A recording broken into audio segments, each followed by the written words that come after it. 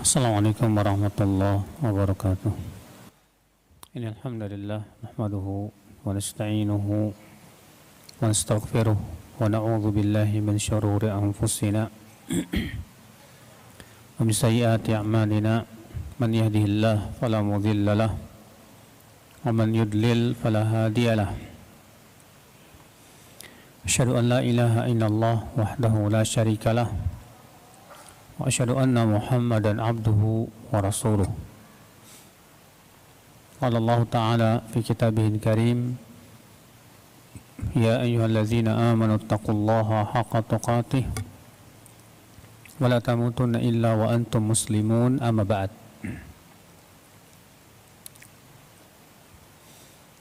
Kita lanjutkan ayol ikhwah mukhtasar sahih muslimnya. Bab fil amri bil imani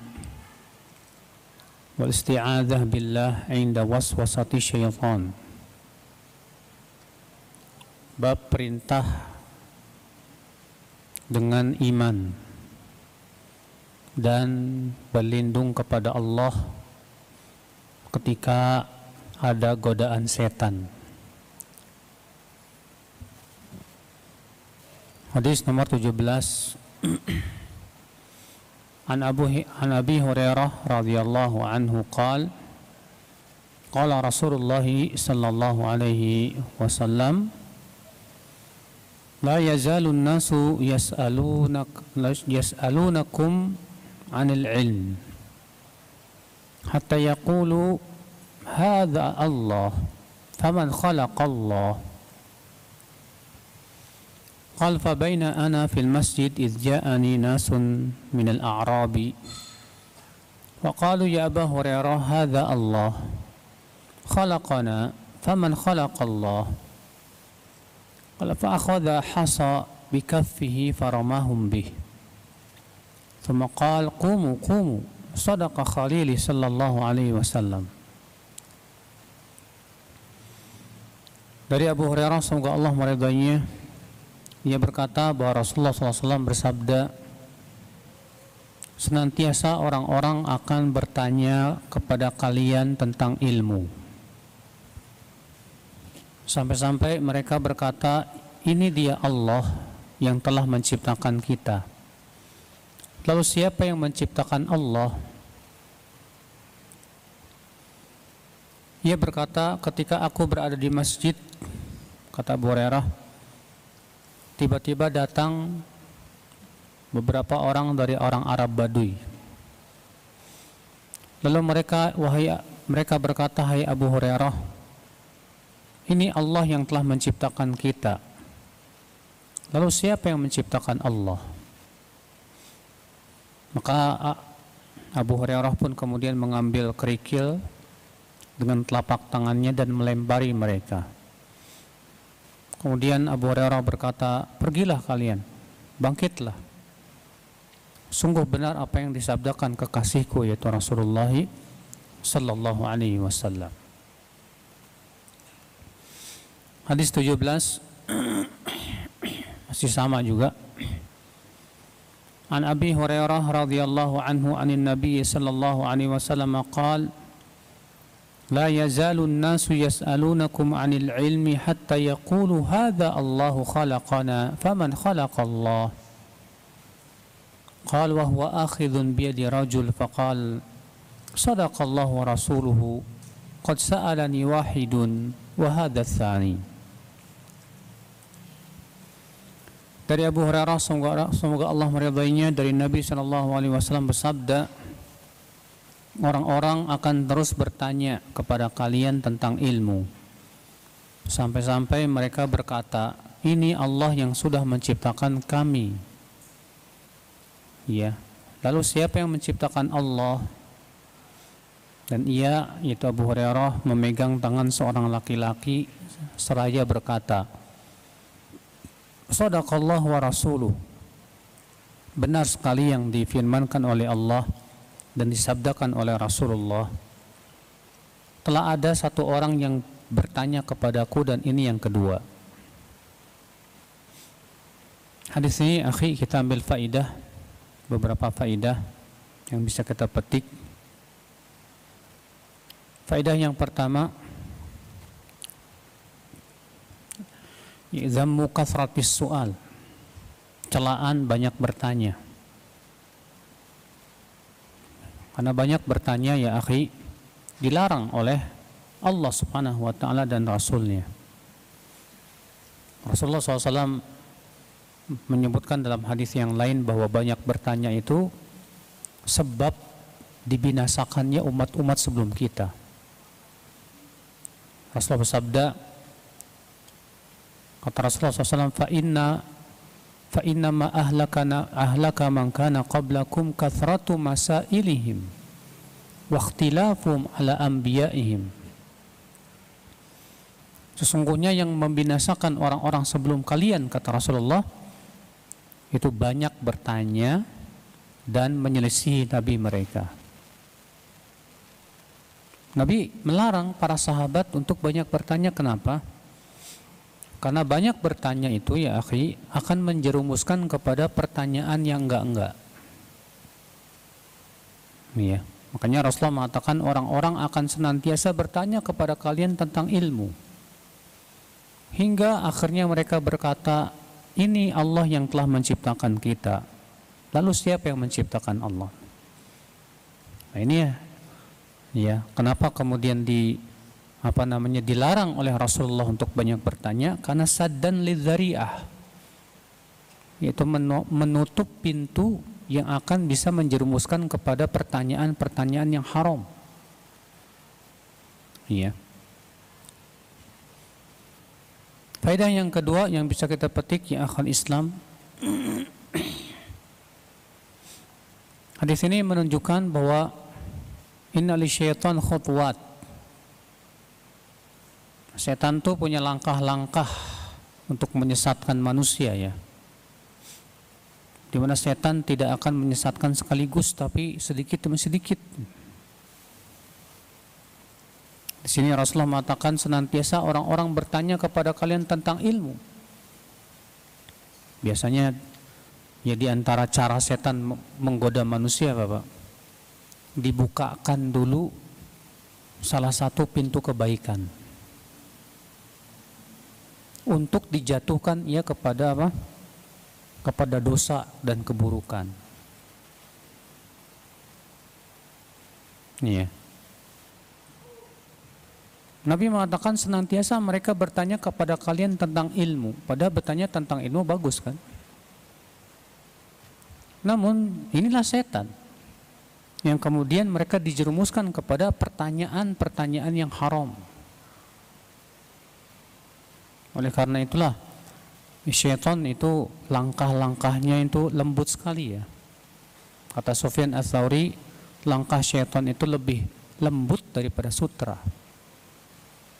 Dan terkadang kita tidak merasakannya dan ternyata kita sudah jatuh kepada ya jaring-jaring iblis. Na'udzubillah. Nasallallahu salamata wal afiyah.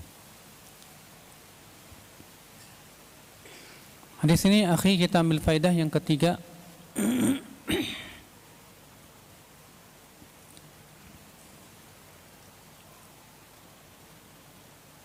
Bahwa di antara langkah syaitan adalah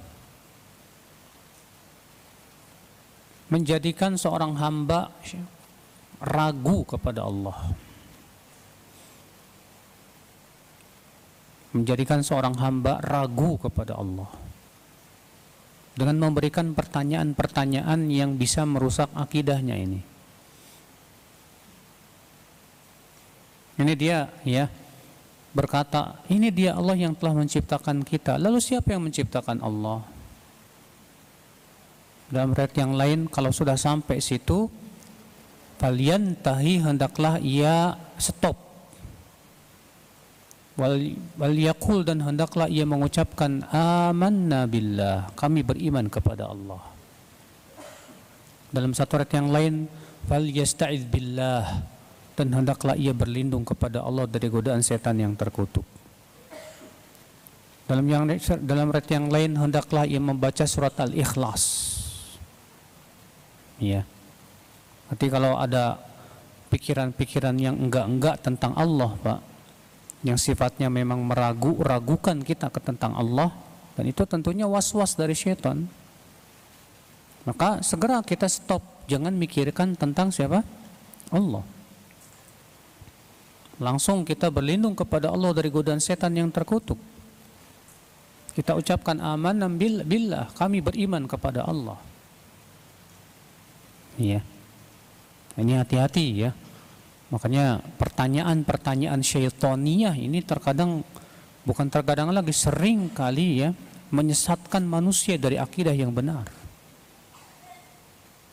Kalau di zaman sekarang ya, pertanyaan-pertanyaan syaitaniyah ini macam-macam, Pak. Ya, ada yang bertanya begini, mampukah Allah menciptakan yang lebih sempurna darinya? Mampukah Allah menciptakan yang lebih besar dari dirinya? Ini pertanyaan yang haram ya akhi. Ya.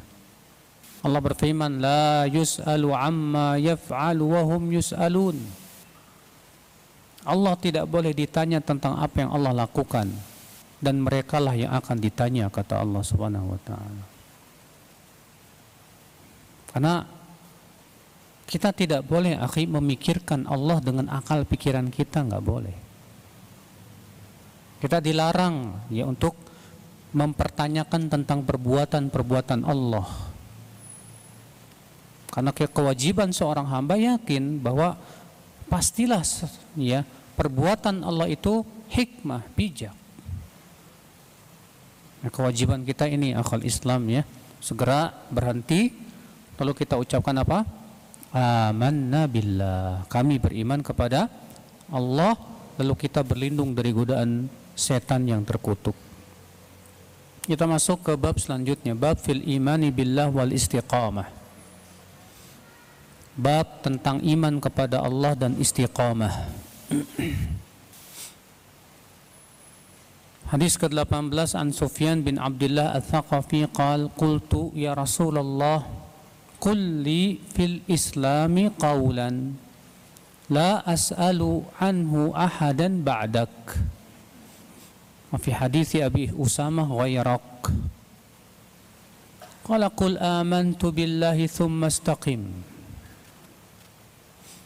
Dari Sufyan bin Abdullah Al-Thaqafi, semoga Allah meridainya, ia berkata, aku berkata, wahai Rasulullah, katakanlah kepadaku dalam Islam ini sebuah perkataan yang aku tidak akan bertanya kepada seorang pun setelahmu. Sementara dalam lafaz hadis Abu Usamah, kepada seorang pun selainmu. Maka Rasulullah SAW bersabda, kul, katakan, amantu billah, aku beriman kepada Allah, thumma istaqim, kemudian istiqamahlah.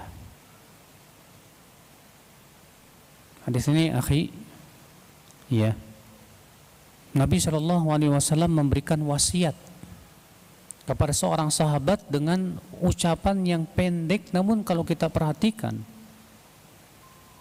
wasiat ini mencakup agama seluruhnya. Pendek memang, tapi untuk melaksanakannya tidak mudah ya.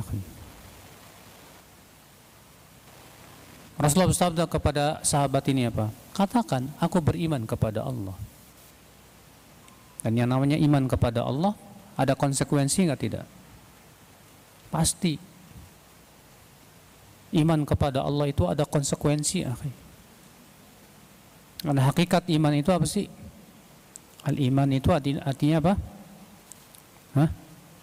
Keyakinan dengan hati, ucapan dengan apa? Lisan, dan amalan dengan anggota badan, itu iman. Berarti ketika seseorang mengatakan aku beriman kepada Allah, berarti dia wajib melaksanakan semua khisalul iman, perangai-perangai iman. Rasulullah mengabarkan bahwa iman itu ada 60 atau 70 lebih cabang. Kata Rasulullah, al-imanu bid'un wa sittuna syu'bah. Iman itu ada 60 lebih cabang. A'laha la ilaha illallah. di mana iman yang paling tinggi adalah cabangnya la ilaha illallah, yang itu merupakan pokok keimanan. Wa adnaha, dan yang paling rendah imatatul adza 'anit tariq, itu menyingkirkan gangguan dari apa? Jalan. Ternyata iman itu bercabang-cabang, banyak ya akhwal Islam. Maka ketika seseorang berkata aku beriman kepada Allah, maka semua konsekuensi iman wajib dia lakukan. Adapun seseorang hanya mengucapkan dengan ucapan saja aku beriman kepada Allah, tapi kemudian dia tidak melaksanakan perintah Allah, tidak menjauhi larangan Allah, ini hakikatnya bukan iman ya. Dan siapapun yang mengatakan aku beriman pasti diuji oleh Allah. Allah berfirman dalam surat Al-Ankabut, Alif Lam Mim ahasiban nas an yutraku an yaqulu amanna wa hum la yuftanun. Walaqad fatanna alladhina min qablihim fala ya'lamanna alladhina sadaqu wa la ya'lamanna al-kadhibin. Alif Lam Mim. Apakah manusia mengira akan dibiarkan berkata kami beriman sementara ia tidak diuji? Sungguh kami telah menguji orang-orang sebelum mereka.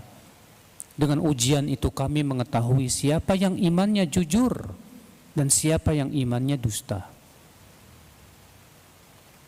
Makanya orang yang mengatakan aku beriman pasti diuji oleh Allah. Diuji dengan apa? Dengan perintah. Diuji dengan apa? Dengan larangan. Diuji juga dengan musibah. Diuji dengan kesusahan, diuji dengan kesakitan, diuji dengan celaan dan makian, dan berbagai macam lagi ujian-ujian yang lainnya dalam kehidupan ya akhwal Islam. Ini ya orang yang beriman kepada Allah dan menyatakan bahwa aku beriman kepada Allah tidak akan pernah lepas dari ujian. Ya. Dan semakin kuat keimanannya, semakin berat ujiannya. Sebagaimana Nabi SAW sabda, Inna asyaddan nasi bala'an al-anbiya thumma as-salihuna thumma al-amthal fal-amthal. Sesungguhnya orang yang paling keras, yang paling berat ujiannya itu para nabi. Kemudian orang-orang soleh setelahnya, kemudian setelahnya. Ya. Yubtala rajul bihasbi dini. Seseorang itu kata Rasulullah diuji sesuai dengan kekuatan agamanya, keimanannya kepada Allah Subhanahu wa taala. Maka Rasulullah sabda katakan aku beriman kepada Allah. Kemudian setelah kita beriman dan menyatakan keimanan, tugas kita yang kedua lebih berat lagi, Pak. Apa itu? Istiqamah. Istiqamah. Untuk istiqamah ini tidak mudah, saudaraku. Ya. Makanya pahalanya juga besar. Allah berfirman, Innal ladzina qalu rabbunallah thumma istaqamu tatanazzalu alaihimul malaikatu alla takhafu wa la tahzanu wa abshiru bil jannati allati kuntum tu'adun nahnu awliya'ukum fil hayatid dunya wa fil akhirah. Sesungguhnya orang yang berkata Rabb kami Allah, kemudian ia istiqamah, maka ketika ia meninggal akan turunlah para malaikat yang wajahnya putih bersih. Mereka berkata, jangan kamu takut dan jangan kamu bersedih hati. Iya. Bergembiralah dengan janji Allah yang telah dijanjikan kepada kamu, yaitu surga. Kami adalah wali-wali kalian di dunia, demikian pula di akhirat. Walakum fiha ma tashtahi anfusukum, dan kamu akan mendapatkan apa yang kamu mau nanti dalam surga.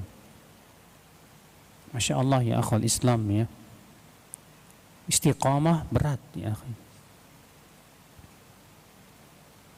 Lalu bagaimana caranya supaya kita bisa istiqamah? Ini pembahasan yang sering kali dibahas oleh para ulama, dibahas oleh para asatidzah. Karena memang pembahasan ini urgen sekali.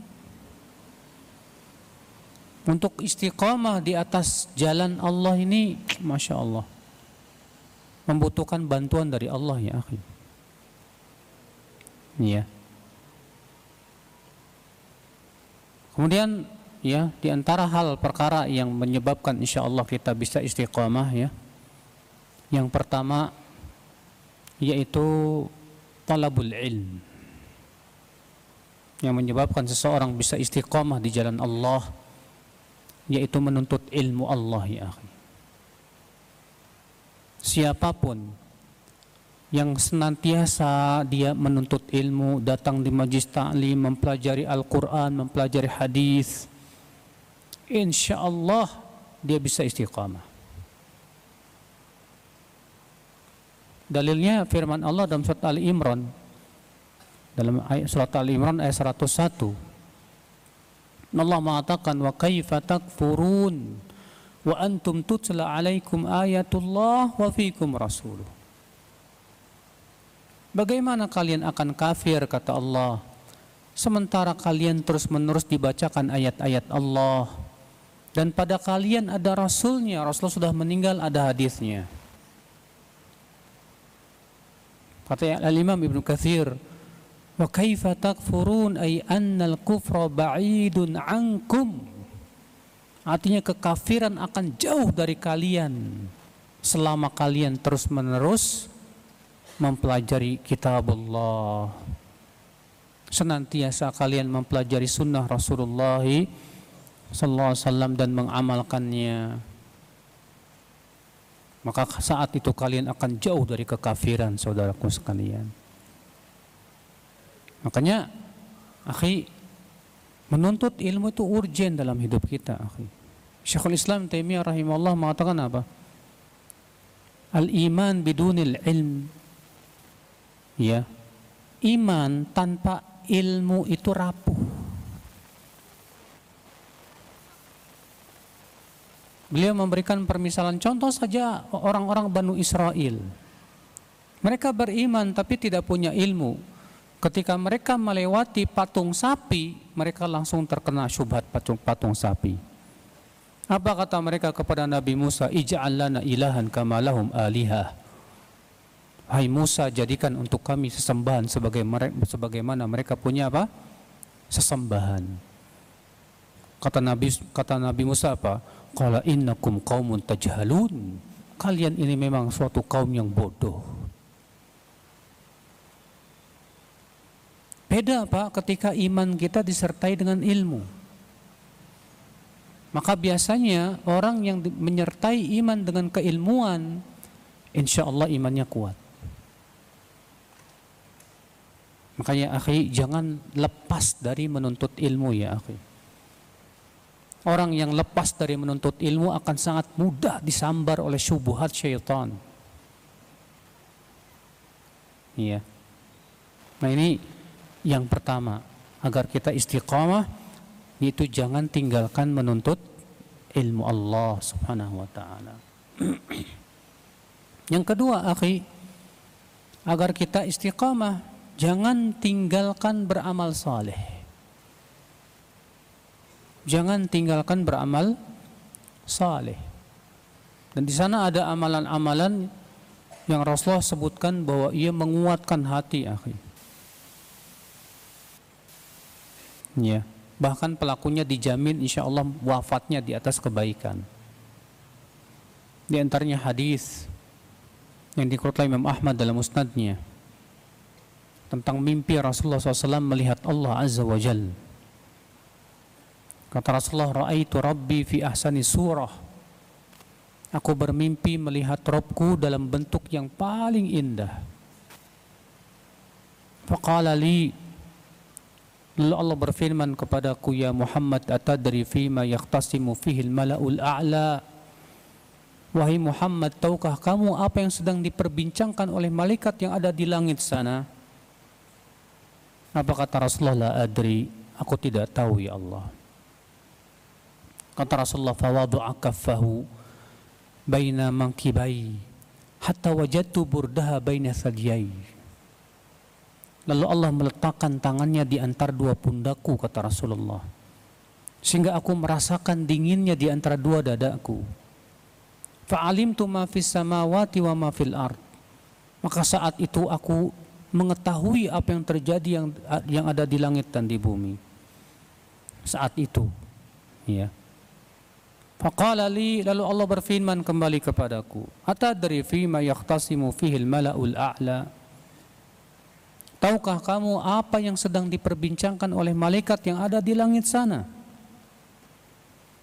Kata Rasulullah, na'am, adri ya Rabb, aku tahu ya Allah. Fil kafarati wad darajat.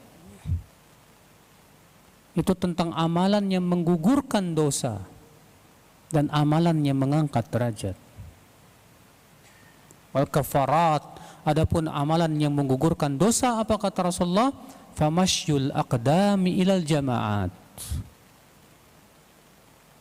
wa isbaghul wudu'i indal makruhat wa intidharus salati ba'da salawat. Adapun amalan yang menggugurkan dosa, kata Rasulullah, itu berjalan kaki menuju masjid dan menyempurnakan wudu di saat sulit dan menunggu sholat, ya, sampai sholat berikutnya di masjid. Apa kata Allah kepada Rasulullah SAW? Ya akhi, sadaqta ya Muhammad, benar ucapanmu hai Muhammad. Faman fa'ala dzalik, siapa yang melakukan perbuatan-perbuatan tadi, asya bi khairin wa mata bi khairin wa kana min khati'atihi kayaumi waladatu ummu. Siapa yang melakukan perbuatan-perbuatan tadi, kata Allah, ia akan hidup dalam keadaan baik dan mati pun dalam keadaan baik. Dan ia akan bersih dari dosa sebagaimana dilahirkan oleh ibunya. Masya Allah.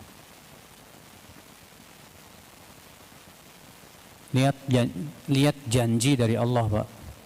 Siapa yang melakukan perbuatan tersebut? Perbuatan apa tadi itu? Yang pertama, berjalan kaki menuju masjid. Untuk apa?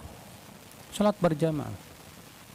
Yang kedua, menyempurnakan wudu di saat-saat sulit, misalnya sangat dingin, ya, atau ketika sakit misalnya. Yang ketiga apa tadi? Menunggu sholat setelah sholat di masjid. Misalnya antum duduk setelah sholat maghrib baca Quran, atau ya duduk di majlis taklim sampai sholat berikutnya. Iya. Maka kalau kita jaga 3 perkara ini, akhi, balasannya apa kata Rasulullah SAW? Ia akan hidup dalam keadaan baik, Masya Allah, dan mati pun di atas kebaikan. Dan ini kabar gembira buat orang-orang yang suka memakmurkan masjid, akhi. Makanya orang-orang yang senantiasa memakmurkan masjid itu insya Allah imannya terjaga, Pak. Ya, ia bisa istiqomah insya Allah. Di antaranya juga, akhi, ya, amalan soleh yang membuat kita insya Allah bisa istiqomah, salat tahajud. Salat tahajud itu insya Allah menguatkan hati, akhi. Sebagaimana Allah menyebutkan dalam Al-Quran begitu. Allah mengatakan, inna nasyi'atal laili hiya ashaddu wata'a wa aqwamu qila. Dalam surat apa itu? Al-Muzammil, ya. Sesungguhnya ibadah di waktu malam hiya asyaddu wata'a, itu lebih, ya, berkesan, lebih kuat pengaruhnya. Wa aqwamu qila, dan itu adalah merupakan sebaik-baiknya ibadah. Apa itu ibadah di waktu apa? Malam. Di antaranya juga, akhi, amalan soleh yang bisa membantu kita istiqomah apa? Saum, puasa. Makanya Rasulullah bersabda, alaika bisyam fa innahu la mithlalah. Hendaklah kamu berpuasa, karena sesungguhnya puasa itu tidak ada tandingannya. tidak ada tandingannya. Subhanallah akhal Islam. Nah ini ya. Kemudian di antara perkara yang membuat kita insya Allah bisa istiqamah, yaitu bertemanlah dengan teman-teman yang saleh. Jauhi teman-teman yang tidak soleh, akhi. Teman-teman yang bisa menjerumuskan kita kepada neraka itu tinggalkan udah. Rasulullah SAW sabda, al-mar'u ala dini khalilih. Seseorang itu di atas agama siapa?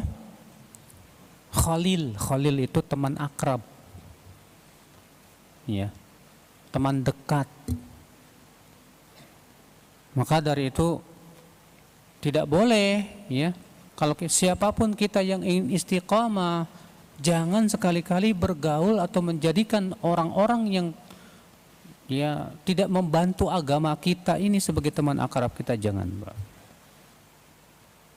Bahkan sebagian salafus saleh berkata, kalau kamu melihat ada orang yang suka terlambat sholat berjamaah, faksil yadaka min, cucilah tanganmu darinya.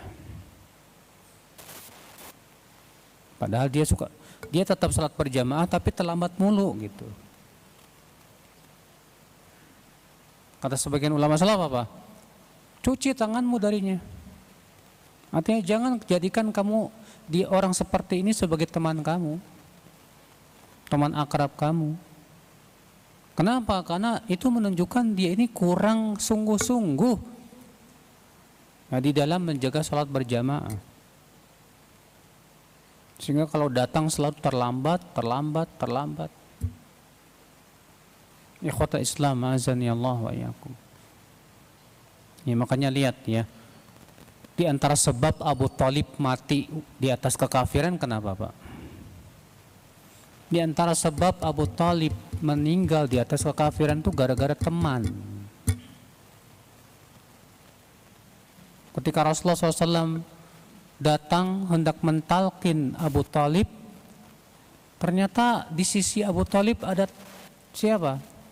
Ada Abu Lahab, ada lagi satu lagi saya lupa namanya, dari pentolan Quraisy juga.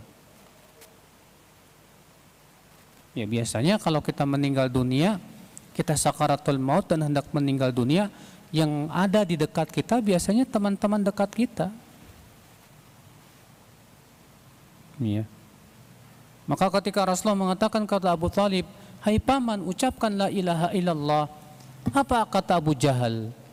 Hai Abu Thalib, apakah engkau benci kepada agama ayah kita Abdul Muttalib? Rasulullah mengulangi lagi, hai paman, ucapkan la ilaha illallah. Abu Jahal mengulangi lagi. Akhirnya Abu Thalib pun tidak mau mengucapkan la ilaha illallah. Ini bahaya ya akhi. Ya, teman yang buruk itu bahaya untuk agama kita. Maka segera cuci tangan kita dari teman-teman yang tidak membantu keimanan kita, Pak. Ya, teman-teman yang sama sekali tidak bermanfaat untuk agama kita. Ya.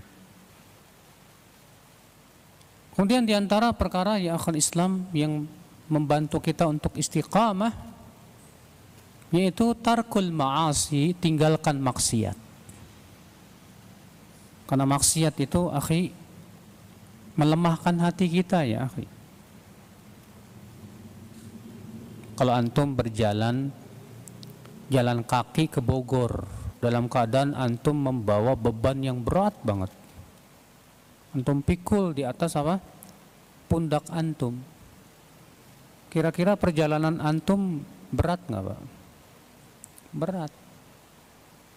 Demikian pula orang yang berjalan kepada Allah sambil memikul dosa-dosa yang banyak, berat dia, terseok-seok dia, bahkan mungkin berhenti. Ya. Maka siapapun yang ingin ringan perjalanannya menuju Allah, maka lepaskanlah itu beban-beban yang akan membebani hati kita, yaitu dosa-dosa itu. Iya. Makanya kata Ibnu Qayyim rahimahullah, al-ma'asi tud'iful qalb. Maksiat itu melemahkan hati. Semakin banyak maksiat, semakin lemah hati kita dalam perjalanan kita menuju Allah Azza wa Jalla. Makanya antum lihat orang-orang yang banyak berbuat maksiat, tidak ada yang paling berat buat mereka dari menaati Allah. Antum lihat orang yang banyak berbuat maksiat, kalau naik gunung bisa dia, ringan kakinya untuk pergi ke gunung, tapi untuk pergi ke masjid berat sekali. Karena pergi ke masjid perjalanan iman, akhi, perjalanan yang membutuhkan keimanan kepada Allah Azza wa Jalla, kebersihan hati. Ya. Makanya akal Islam, siapapun di antara kita yang ingin istiqamah, tinggalkan maksiat. Banyak istighfar, banyak taubat kepada Allah Azza wa Jalla. Sehingga pada waktu itu hati kita tidak dibebani dengan beban-beban dosa yang memberatkan perjalanan kita. Ini akal Islam azani Allah wa iyyakum, di antara kiat-kiat agar kita apa? Bisa istiqamah. Ya, biiznillah. Kita lanjutkan, akhi.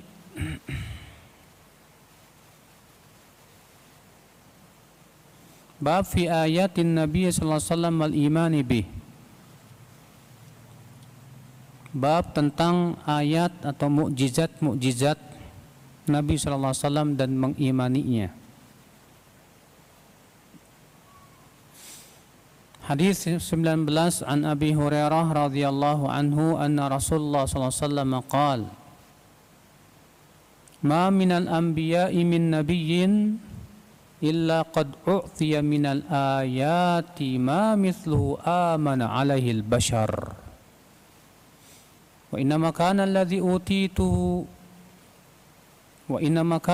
utitu wahyan awha Allahu ilayya fa arju an akuna aktsarahum tabi'an yaumal qiyamah."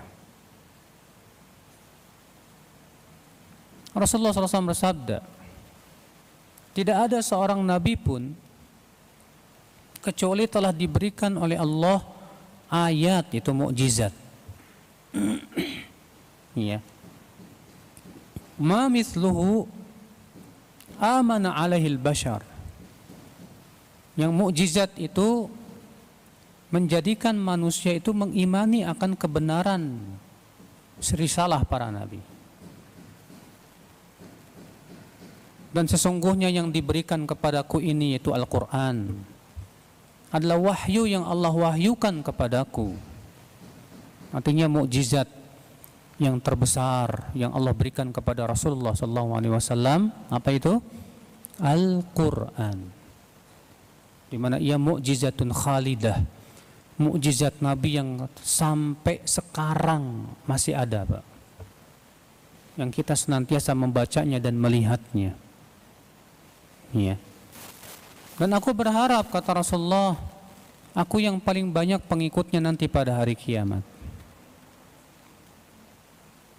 Hadis ini menunjukkan, akhi, bahwa setiap nabi diberikan oleh Allah mukjizat. Apa itu mukjizat? Amrun khariqun lil adah. Itu perkara yang di luar kemampuan manusia. Ma'addi'ain nubuwah, yang disertai dengan apa? Ya, pengakuan nabi. Di mana mukjizat ini tidak mampu dilakukan oleh siapapun juga. Iya. Makanya ketika Nabi Musa alaihissalam ditantang oleh para penyihir, Pak, maka para penyihir ini menantang Nabi Musa, imma an tulqi wa imma an nakuna nahnul mulqin. Hei Musa, silakan, siapa dulu yang mau melempar? Kamu yang duluan atau kami yang duluan? Apa kata Nabi Musa? Alqu, silakan kalian dulu yang melempar. Ya. Maka kemudian para penyihir pun melemparkan tali-tali mereka dan menyihirnya seakan-akan ular yang bergerak. Fa idza hiya ya fa'alqaw hibalahum, lalu mereka pun kemudian melemparkan tali-tali mereka. Maka Allah pun mewahyukan kepada Nabi Musa, an alqi asak, lemparkan tongkatmu hai Musa. Maka kemudian Nabi Musa pun melemparkannya. Maka tiba-tiba apa yang terjadi, Pak? Tongkatnya Nabi Musa berubah menjadi ular yang benar-benar ular. Hakiki, Pak. Apa yang terjadi? Melihat itu para penyihir langsung tampak kebenaran risalah Nabi Musa. Kalau para penyihir hanya bisa menyihir mata manusia, ya, tali-tali tersebut disihir mata-mata manusia seakan-akan ular yang bergerak. Tapi tongkatnya Nabi Musa berubah jadi ular beneran. Maka para penyihir ini langsung beriman, Pak. Mereka langsung sadar bahwasanya ini bukan perbuatan manusia. Para penyihir tidak akan mampu melakukan itu. Tongkat berubah jadi ular besar. Akhirnya para penyihir itu langsung sujud dan mereka berkata, kami beriman kepada Rabbnya Musa dan Harun. Iya. Kenapa? Karena mereka melihat mukjizat yang menurut ilmu sihir mereka ini tidak mungkin secara ilmu sihir. Inilah murni dari perbuatan pencipta alam semesta. Makanya ya akhal Islam, mukjizat Rasulullah SAW itu dalam rangka apa, Pak? Mukjizat para nabi itu dalam rangka untuk membuktikan kepada manusia tentang kebenaran risalah mereka. Dan bahwasannya risalah mereka memang benar-benar dari pencipta Allah, pencipta alam ini, itu Allah Azza wa Jalla. Makanya lihat Al-Quran yang merupakan mukjizat Rasulullah yang terbesar. Allah menantang para pujangga Arab seluruhnya, silahkan membuat satu surat yang semisal. Allah mengatakan, wa in kuntum fi raibim mimma nazzalna ala abdina fa'tu bi suratin min mithlih wad'u syuhada'akum min dunillahi in kuntum shadiqin. Jika mereka merasa ragu terhadap apa yang kami turunkan kepada hamba kami ini, silahkan kalian buat satu surat yang sama dengannya.